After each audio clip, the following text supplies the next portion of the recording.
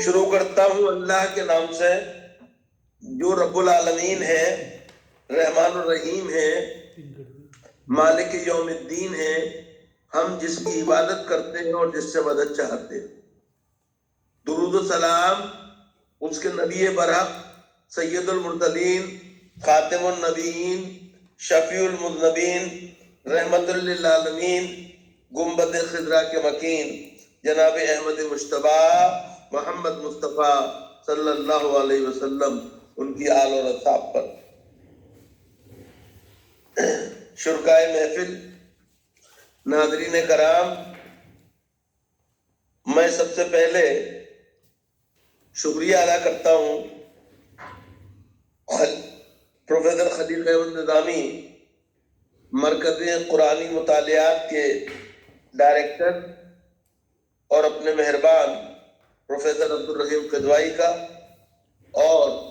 ان کے رفقائے کرام کا، خاص طور سے آج کی مجلس کے جو کنوینر ہیں ہمارے، ان کا، جنہوں نے کہ مجھے یہ موقع دیا کہ آپ سے اس موضوع پر کچھ باتیں کروں۔ صاحبو، علی گڑھ مسلم یونیورسٹی، جس کا جو ہندوستان میں جس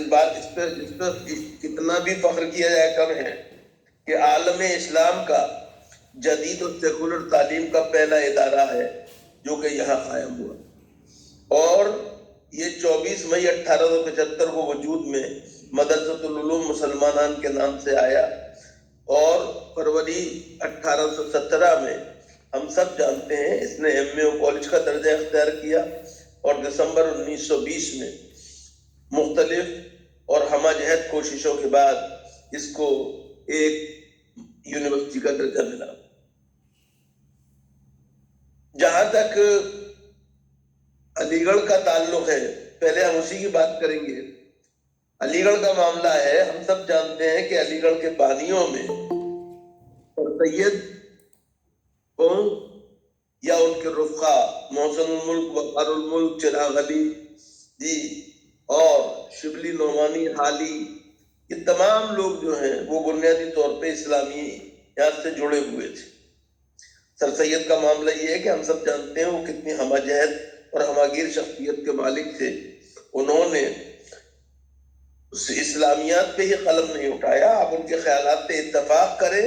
یا نہ کریں، میں بھی ان کے بہت سے خیالات سے اتفاق نہیں کرتا ہوں، لیکن بہرحال انہوں نے قلم اٹھایا، اپنی رائے رکھی، حدیث کے بارے میں بھی رکھی، فقہ کے بارے میں بھی رکھی، اور انہوں نے قرآن کی تفسیر بھی لکھی۔ وہ تفسیر جس میں بقول کسی کے انہوں نے عقلی گدے ضرور زیادہ لڑائے ہیں، لیکن بنیادی طور پہ ایک چیز جس سے کہ ہم اور آپ انکار نہیں کر سکتے ہیں وہ یہ ہے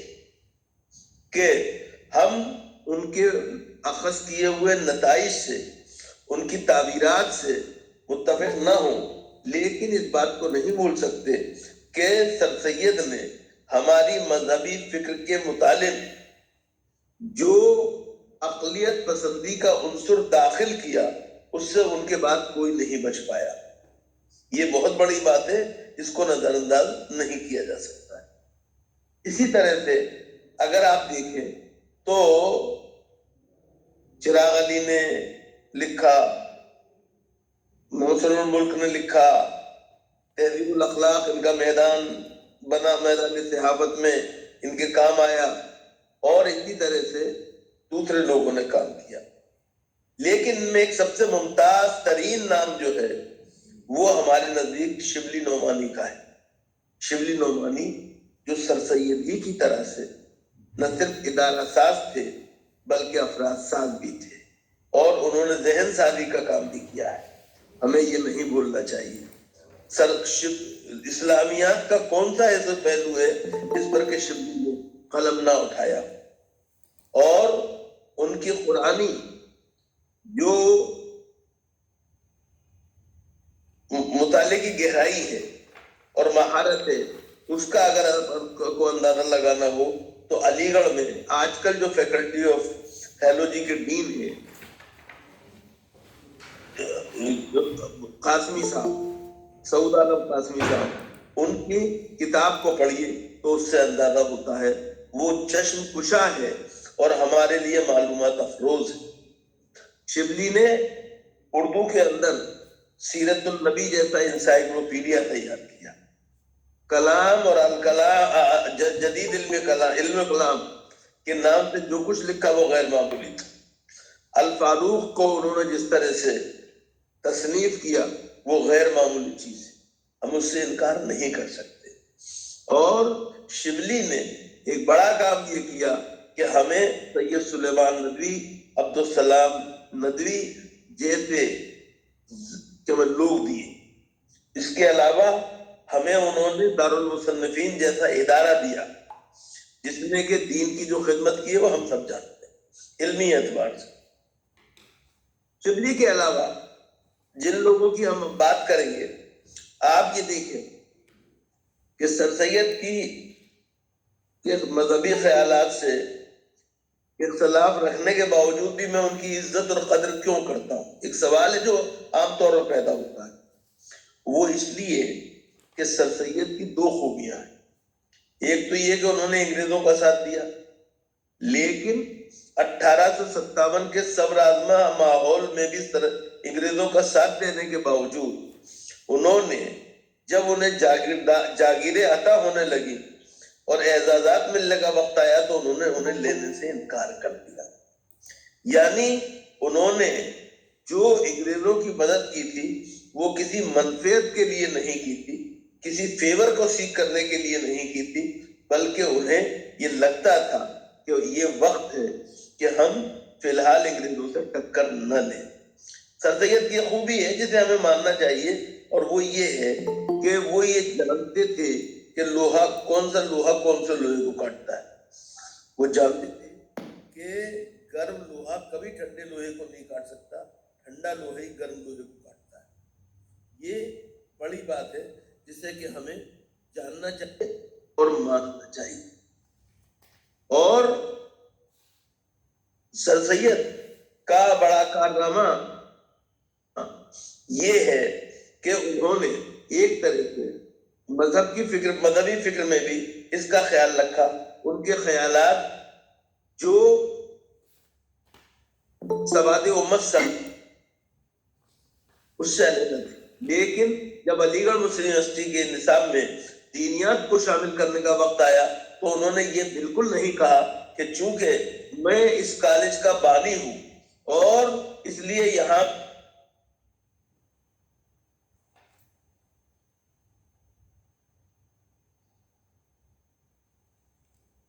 جو ہے وہ انفراد، اور جب تک ان پر اجماع امت نہ ہو جائے وہ کسی کے لیے قابل قبول نہیں ہوتی۔ اس لیے انہوں نے دارالعلوم دیوبند کے بانی مولانا محمد قاسم نانوتوی کو ایک خط بھیجا جس میں انہوں نے اپنے اس ارادے کا اظہار کیا کہ ہم دینیات کی تعلیم شروع کرنا چاہتے ہیں، آپ کسی راسخ العقیدہ کا عالم و فاضل کو یہاں بھیج دیجیے تاکہ وہ یہاں اس کی کمان سنبھال سکے۔ اور ہم سب جانتے ہیں مولانا قاسم کے خطوں کے دعوت میں جو باتیں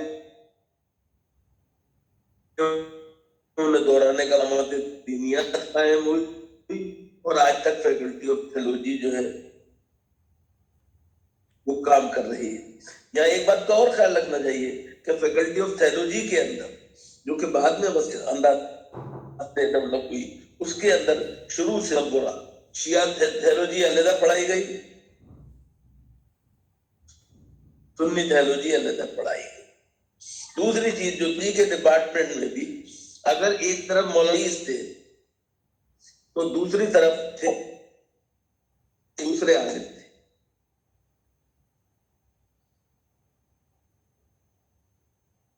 اور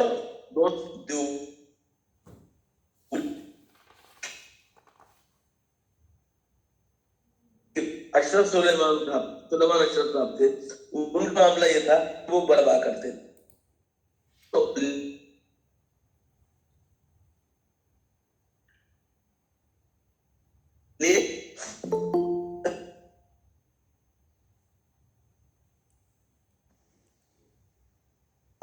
ایک چلو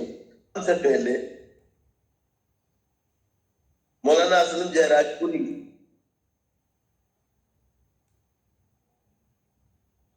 بڑے عالم تھے وہ بھی علی گڑھ میں تھے اور جامعہ کے قیام کے ساتھ اس کی طرف گئے، مولانا محمد علی جوہر وغیرہ کے، انہوں نے بھی بم کے کام کے بارے میں ہم آگے بات.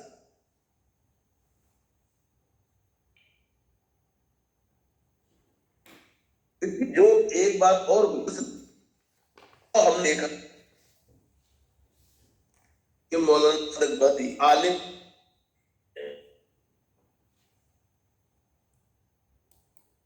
اب وہ اس کا معیار ہوا، بعد میں فیکلٹی کا ہمیں جو علمی فتوحات بھی ہیں وہ غیر معمول والے سے. اسی طرح سے شیعہ تھیولوجی کے ڈپارٹمنٹ میں مولانا سید علی نقوی جو تھے انہوں نے اس کو ایک نئی اہمیت اور نیا درجہ دیا. انہوں نے جو کام کیا ہے وہ غیر معمولی ہے. اور سب سے بڑی بات یہ ہے کہ ان کی جو قرآن کی تفسیر ہے وہ بھی غیر معمولی ہے. اس پر مجھے خوشی ہے کہ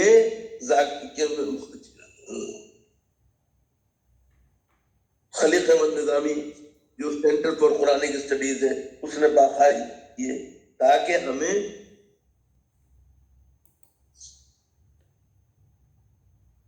عالم وہ قرآن مطالعہ کرتے نہج پہ کرتے ہیں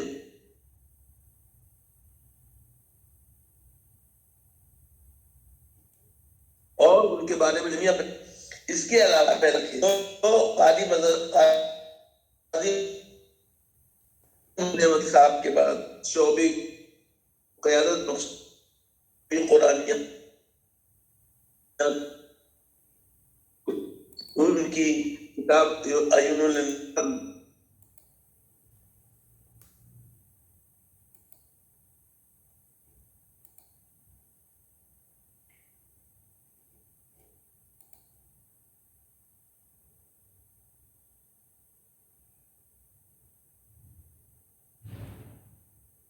مجھے بھی ان سے شرف تلمذ حاصل تھا. انہوں نے ڈاکٹر عبدالعلیم صاحب مرحوم کے زیر نگرانی ایک کام کیا تھا اور وہ کیا تھا کشاف کے اوپر، زمخشری کی کشاف جو قرآن یاد کے حوالے سے ایک اہم کتاب ہے. وہ ان کے معتزلی خیالات جو ہیں ان سے ہم بہت سے لوگ اختلاف کرتے ہیں، لیکن زبان و بیان اور لسانی جو تشخص اس کتاب کا اس کی تفسیر کا ہے اس کی غیر معمولی طور پہ ستائش کی جاتی. تو اب فضل الرحمان گنوری صاحب نے وہ کام بھی کیا اور پھر پاکستان جا کر انہوں نے قرآنیات کے بارے میں ایک نئے انداز سے مطالعہ کیا اور اس مطالعے کو انہوں نے کتابی صورت میں وہاں پر بھی شائع کرایا. اور بعد میں ہمیں خوشی ہے کہ خلیق احمد نظامی سینٹر نے بھی اس کو شائع کیا جو کہ آپ کو دیکھنے کو مل جائے گی اور دیکھ چکے ہوں گے آپ. اس کے علاوہ ہمیں یہ بھی نہیں بھولنا چاہیے کہ جو یہاں پر فلسفے کا شعبہ تھا وہاں پر بھی قرآن کی فکر کو ایک طرح سے موضوع بنایا گیا اور اس کو آگے بڑھایا گیا. لیکن جو اصل اور بنیادی کام ہوا وہ انسٹیٹیوٹ آف اسلامک اسٹڈیز قائم ہونے کے بعد، جس کی سربراہ پروفیسر عبدالعلیم مرحوم، اور انہوں نے جیسے میں نے کہا ڈاکٹر فضل الرحمان گنوری سے زمخشری پہ کام کرایا، اسی طرح سے خود علیم صاحب کا کام جو اعجاز قرآن پہ تھا وہ غیر معمولی کام ہے جو جرمنی سے کر کے آئے تھے. اس کام کے بارے میں بڑی غلط فہمیاں پھیلائی گئی. اللہ ان کے درجات کو بلند کرے اور ان کے سیئات کو حسنات میں بدل دے. ان کے بارے میں جو کچھ غلط فہمیاں پیدا ہوئیں وہ ان کی نجات کا سبب بن جائیں گی. مجھے یقین ہے وہ قرآن کے اعجاز کے بھرپور طریقے سے قائل تھے. قرآن کے وحی الہی نہ ہونے کی بات انہوں نے کبھی نہیں کہی. یہ بات بھی ہمیں خوب سمجھنی چاہیے. علیم صاحب نے ایک کام جو بہت اہم تھا وہ پروفیسر سالم خضبائی سے کرتا ہے اور وہ تھا ہندوستانی علماء، ہندوستانی مفسرین اور ان کی عربی تفسیریں جو بعد میں مکتبہ جامعہ سے چھپی تھی. اس کتاب میں پروفیسر سالم خضبائی صاحب نے جو میرے استاد محترم رہے ہیں انہوں نے ایک طرح سے اس بات کو بتایا کہ کس طرح سے ہندوستانی علماء نے تفسیر کے میدان میں عربی زبان میں غیر معمولی خدمات انجام دی. یہ سلسلہ جاری رہا اور ہم سب جانتے ہیں کہ اسلامیات کے حوالے سے اسلامک اسٹڈیز کا انسٹیٹیوٹ اور ڈپارٹمنٹ نے جو خدمات انجام دی وہ غیر معمولی تھی. ایک سوال جو یہاں فطری طور پر پیدا ہوتا ہے کہ جب فیکلٹی آف دینیات موجود تھی، فیکلٹی آف الہیات موجود تھی یا ڈومینٹی موجود تھی، تو پھر اسلامک اسٹڈیز کی کیا ضرورت تھی؟ دوستو اس کی ضرورت یہ تھی کہ تھیولوجی کے اندر، دینیات کے اندر ہم سارا زور جو ہے وہ ٹیکسٹ کو دیتے ہیں، لیکن اسلامک اسٹڈیز میں ٹیکسٹ کے ساتھ کنٹیکسٹ پر بھی پورا زور دیا جاتا. اور آپ یہ بات مانیں گے کہ ٹیکسٹ اور کنٹیکسٹ کو جب علیحدہ کر دیا جائے تو اس سے بڑی پریشانیاں پیدا ہوتی ہیں، بڑی غلط فہمیاں پیدا ہوتی ہیں. تو یہ کام faculty institute of Islamic studies کے زیر اہتمام ہوا. یہ صحیح ہے کہ انہوں نے مغرب کو اپنے لیے ایک رہنما کی حیثیت دی، لیکن قائم کی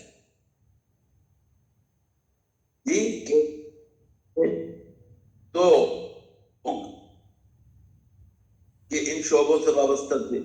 اور شاگرد عربی انجام دی کام کیا.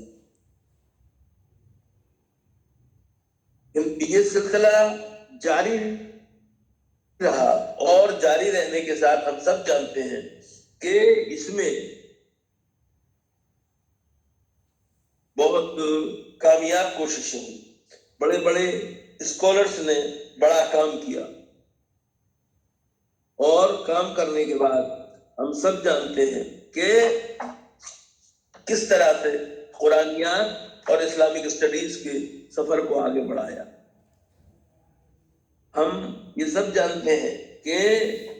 فیکلٹی آف تھیولوجی کے نصاب میں باقاعدہ طور پہ تفسیر جلالین شامل ہے. ہمیں یہ بھی معلوم ہے کہ اسلامک اسٹڈیز کے اندر بھی جو تفسیر کا کے معنی، اس کی ضرورت اور اس کی اہمیت اور اس کی مختلف اشکال کے بارے میں بھی ہمیں بتایا گیا اور پڑھایا جاتا رہا ہے، اور آج بھی یہ سلسلہ جو گتوں جاری. ہمیں یہ نہیں بولنا کہ ہمارے علماء وہ بنیادی طور پہ انہوں نے جو کام کیے وہ اپنی جگہ، لیکن جیسا کہ میں نے عرض کیا، اگر آپ دیکھیں تو ایک اور نام جو کہ ہمارے سامنے آتا ہے وہ مولانا حمید الدین فراہی کا ہے، یا مولانا عبدالسلام خدوائی ندوی کا ہے، یا مولانا علی میاں صاحب خود اس میں شامل ہیں، یا مولانا اویس نگرامی صاحب بھی ان کے اندر موجود ہیں اپنی تفسیر کے حوالے سے. تو یہ تمام لوگ ہیں، لیکن ہم اس وقت اپنے دائرے کو محدود رکھتے ہوئے صرف وہاں بات کر رہے ہیں جہاں سے جن کا تعلق ہے علی گڑھ اور جامعہ سے. جامعہ ملیہ اسلامیہ جیسا کہ ہم سب جانتے ہیں 1920 میں قائم ہوئی. اس کا وجود جو تھا وہ تحریک آزادی کے بطن سے وجود میں آیا تھا، اور ہم سب یہ جانتے ہیں کہ یہاں پر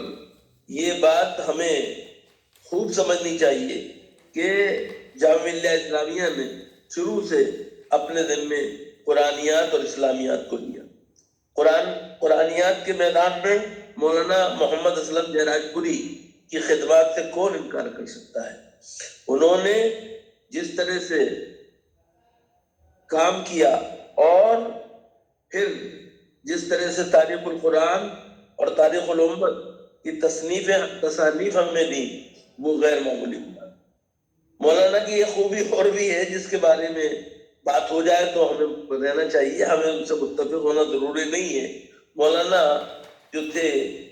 نسخ آیات کے سرے سے قائل نہیں تھے، اور وہ احناف کے اس اصول کو تسلیم نہیں کرتے کہ حدیث آیات قرآن کو ناسخ ہو سکتے. وہ ان کا خیال تھا اور اس پر غور ہونا چاہیے. انہوں نے کہا تھا کہ قرآن خود کہتا ہے اے پیغمبر کہہ دیجئے کہ مجھے یہ حق نہیں کہ میں قرآن کی آیتوں کو اپنی طرف سے بدل. یہ سورت جو ہے ہم سب جانتے ہیں سورہ 10 جو ہے اور اس کی آیت 15 ہے. اسی طرح مولانا کا ایک بڑا کارنامہ یہ ہے کہ انہوں نے بڑی وسعت قلبی، فراغ دلی اور علمی توسع سے کام لیتے ہوئے اس بات کی تردید کی کہ شیعہ قرآن کے بارے میں کوئی الگ رائے رکھتے ہیں. انہوں نے کہا ہے کہ کوئی بات نہیں ہے اور کسی طرح کی وہ خط و برید کا قرآن کو حصہ نہیں مانتے ہیں. یہ بات بھی انہوں نے کہی. اس کے علاوہ ہمیں یہ نہیں بھولنا چاہیے کہ اسلامیات جامعہ ملیہ اسلامیہ میں شعبہ تو نہیں تھا لیکن شروع سے اسلامیات کی تعلیم ہو رہی تھی. رئیس الاحرار مولانا محمد علی جوہر جو اس کے بانیوں میں شامل تھے، پہلے شیخ الجامعہ تھے، انہوں نے پہلا درس بھی اسلامیات کر دیا. دوسری بات جو ہے وہ یہ ہے کہ جو اس کے علاوہ لوگ آئے جامعہ کے اندر جن میں خاص طور سے مولانا عبدالفاضل فاروقی صاحب کا نام سب سے اہم ہے، جو پاکستان جانے سے قبل جامعہ میں استاد تفسیر الناظم دینیات کے عہدے پر فائز تھے. تفسیر قرآن کے متعلق آپ کی ایک نہایت اہم تصنیف جو ہے وہ الخلافۃ الکبریٰ یعنی تفسیر الفرقان فی معارف القرآن ملتی ہے، جس میں سورہ بقرہ کی جامع تفسیر پیش کی گئی ہے. آپ نے بالغ مقتدیوں کے لیے قرآن و حدیث کی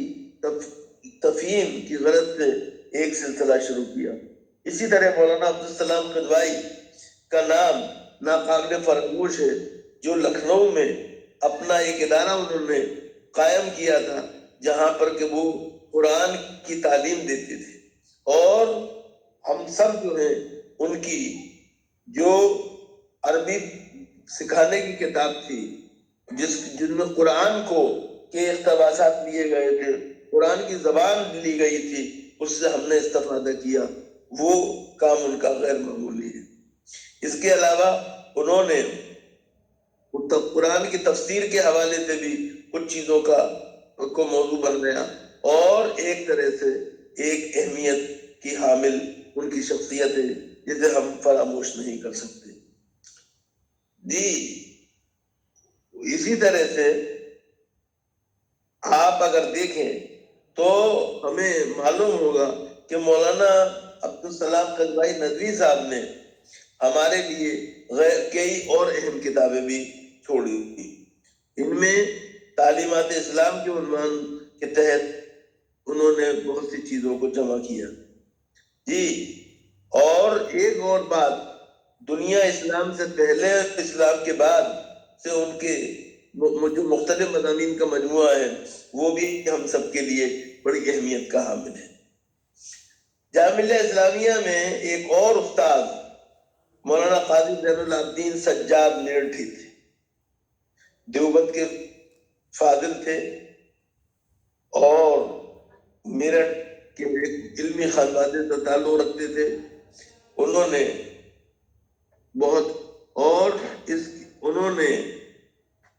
قاموس القرآن کے نام سے ایک قرآن کے الفاظ و معانی کی مختصر توضیح کی، بلکہ اسے کہنا چاہیے وہ بنیادی طور پہ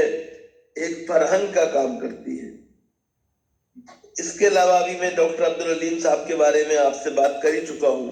میں اس کو دہرانا نہیں چاہتا، لیکن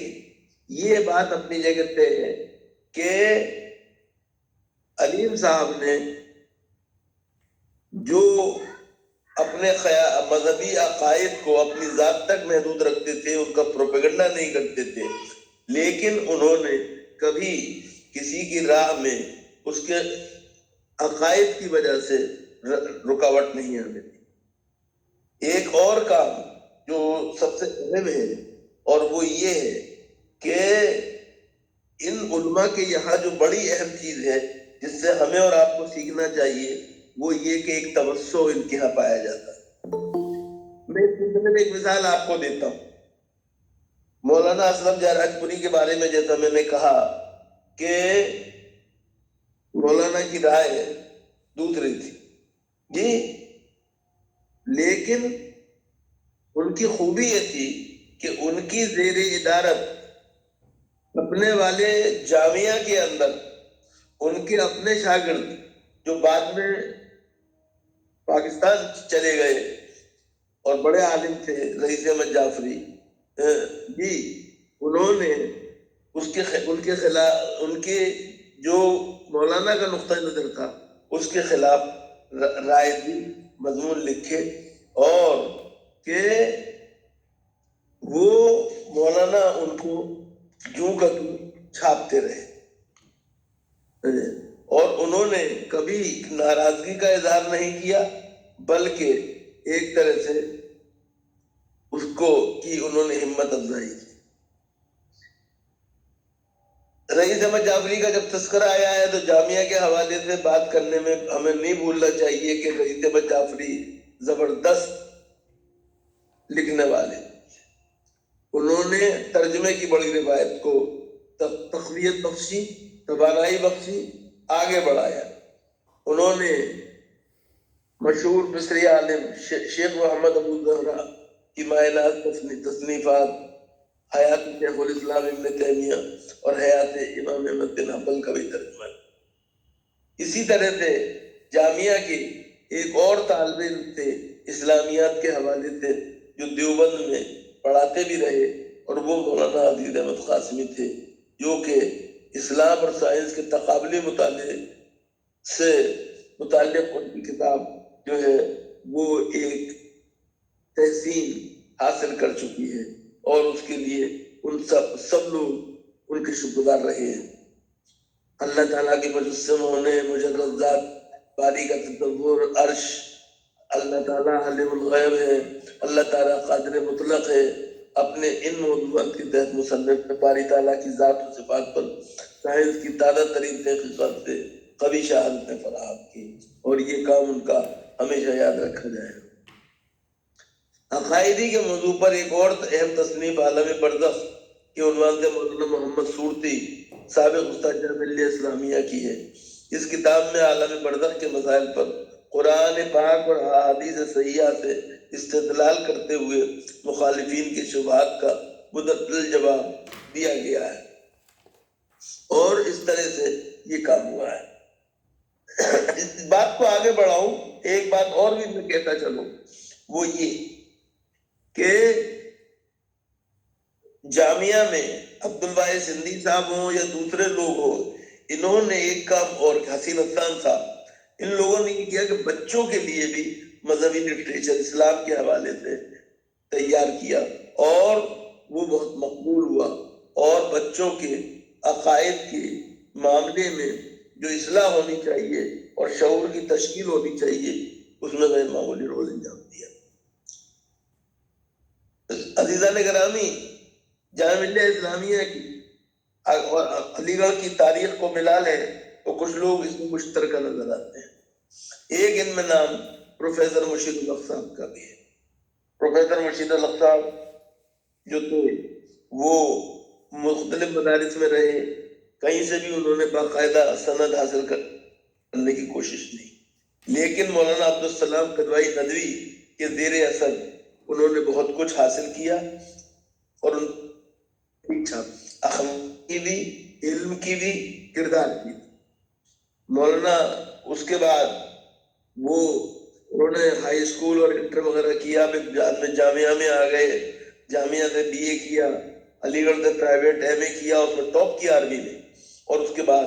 وہ انہیں میکل جانے کا موقع مل گیا، اور گل سے ایم اے، ایم فل اور پی ایچ ڈی کی ڈگریاں حاصل کی، اور وہاں سے آنے کے بعد ان کو یہ امتیاز حاصل ہے کہ انہوں نے پنجابی یونیورسٹی پٹیالہ کے Guru Gobind Singh department of religions میں اسلامک اسٹڈیز کا شعبہ ان کا حصہ قائم کیا، کمپنگ بنایا، اور اس کے بعد کچھ دنوں کے بعد وہ شملہ چلے گئے، Indian institute of advance studies Shimla میں، جہاں انہوں نے کہ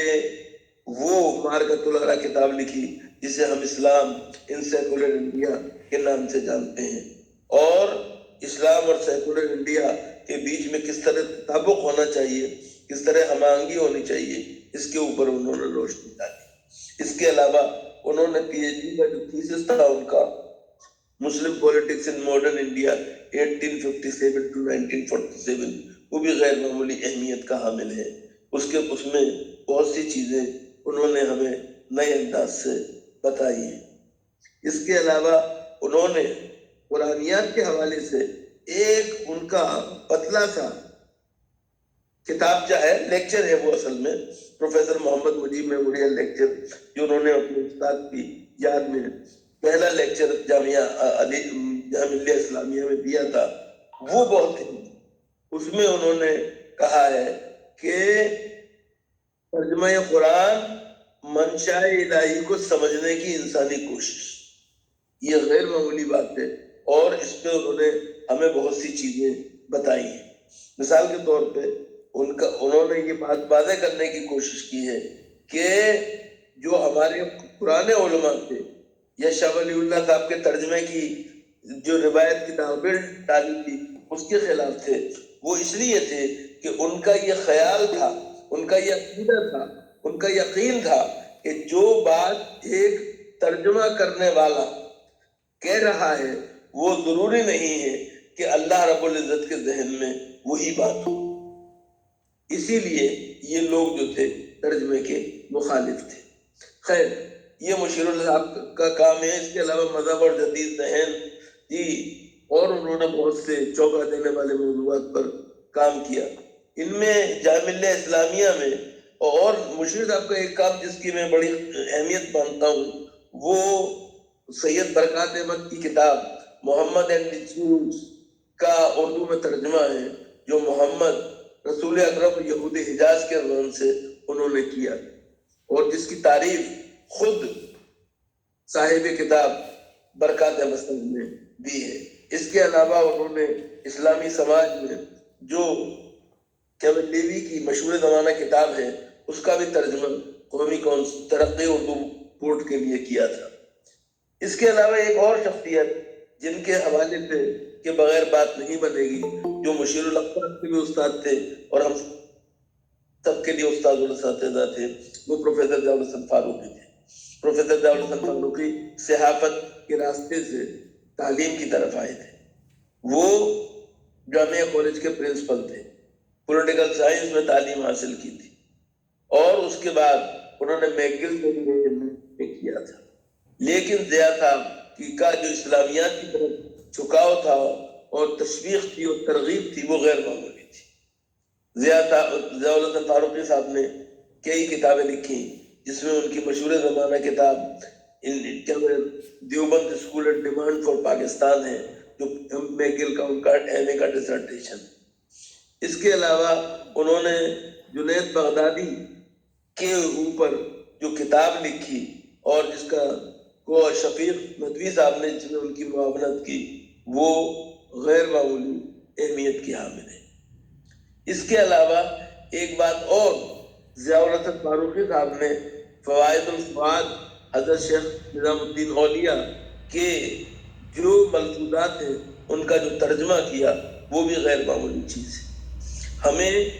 یہ نہیں بھولنا چاہیے کہ یہ سلسلہ چلتا رہا، جامعہ میں مختلف لوگوں نے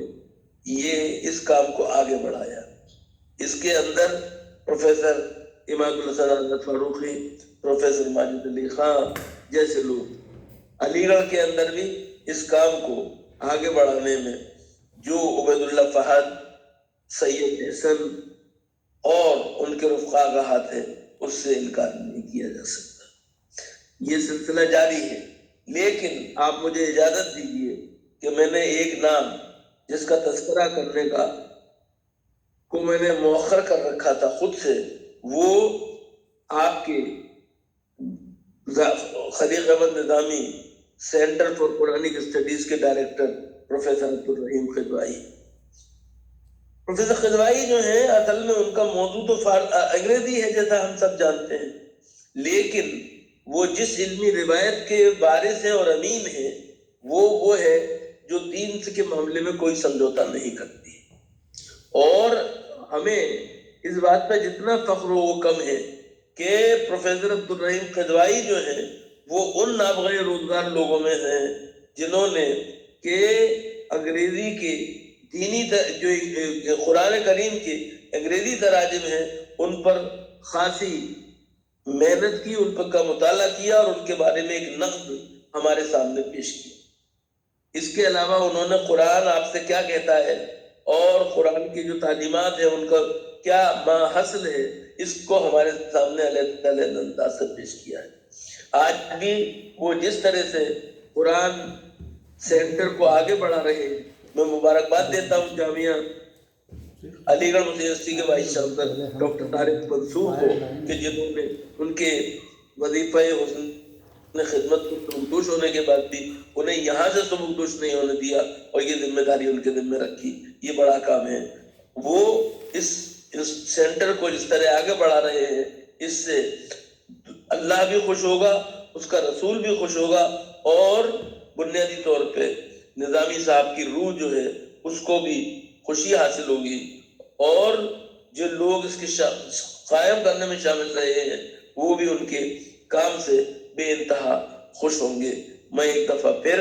آپ سب کا شکریہ ادا کرتا ہوں، اور اگر کسی کے ذہن میں کوئی سوال ہو تو اس کے لیے میں حاضر۔ بہت شکریہ۔